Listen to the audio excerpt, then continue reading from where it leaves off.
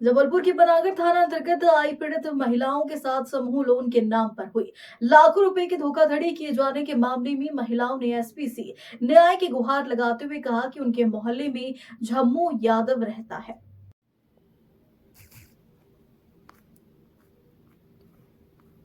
जिसने करीब 40 महिलाओं को समूह लोन दिलाते हुए उक्त राशि का स्वयं उपयोग कर राशि किस्तों में खुद चुकाने की बात कही। वही महिलाएं झम्मू यादव के झांसे में आ गई और उनके द्वारा समूह लोन निकलवाने हुए झम्मू यादव को दे दिया। वही झम्मू यादव की उक्त राशि का उपयोग कर किश्तें नहीं चुकाई और फरार हो गया।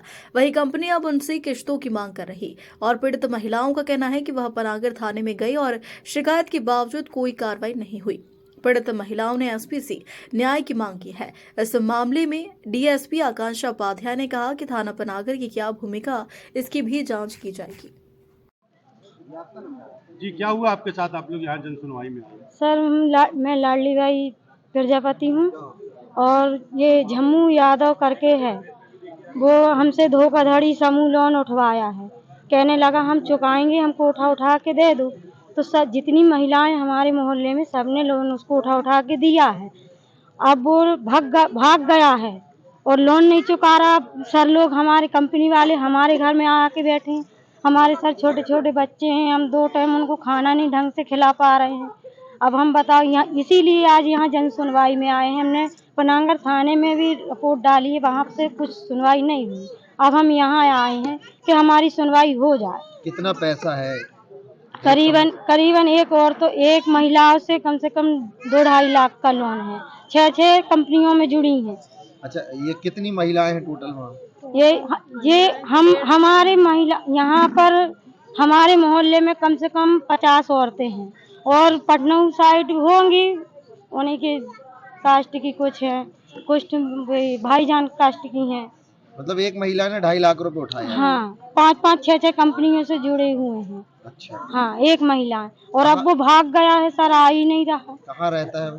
वो वहीं रहता है पनागरी में, यादव मोहल्ला में रहता है, बिसेंदी। शिकायत पनागर थाने में की तो थाने द्वारा क्या आपकी? तो वहाँ पर आवेदन दिया था सर हम लोगों ने, वहाँ मगर कुछ नहीं हुआ। हमको रविवार को दिया था हमने आवेदन, तभी तीसरा रविवार आ चुका है, कोई सुनवाई नहीं हुई। अब हम कहाँ से चुकाएं सर? अपने बच्चों को 2 टाइम खाना नहीं खिला पा रहे तो कहाँ से चुका पाएंगे? अब अभी क्या आश्वासन मिला? आपने ज्ञापन दिया? अब अभी यहाँ पर दिए हैं, बोल रहे हैं कि आप आधार ताल में जाओ, वहाँ पर 2 कागज अपने आवेदन के, तो आपको वहाँ बुलाएंगे। आप लोग कहाँ से आ रहे हैं? हम लोग पनागर के हैं। किस मोहल्ले से? हम बिसेंदी मोहल्ले से हैं। नाम बताएं अपना। हम लाडली बाई प्रजापति। आज यहाँ क्या समस्या लेके आई थी आप लोग? समस्या यही लेके आए हैं सर, वो झम्मू यादव ने हमको फंसा दिया है तो कहती लोन में, और मेरा एक ही लड़का कमाने वाला हावी को करेगा कि किस्त को करेगा। किस्त वाले उल्टा सीधी हमको बात कर, हम सियान बन के कहाँ जाएंगे ये बताइए आप। क्या बोलते हैं किस्त वाले? किस्त वाले बोलते हैं कि हमको किस्त चाहिए, हम कुछ नहीं जानते हैं। हमको चाहे घर बैंक के दे चाहे कुछ कर दो। हम अपनी छाया छोड़ के आवास योजना का घर वहाँ हम कहाँ से देंगे ये तो बताइए यार। कहाँ से आए आप? वो पनागरी से आए हैं, मौलाना वार्ड से। अच्छा, कौन सा वार्ड है? मौलाना वार्ड। अच्छा।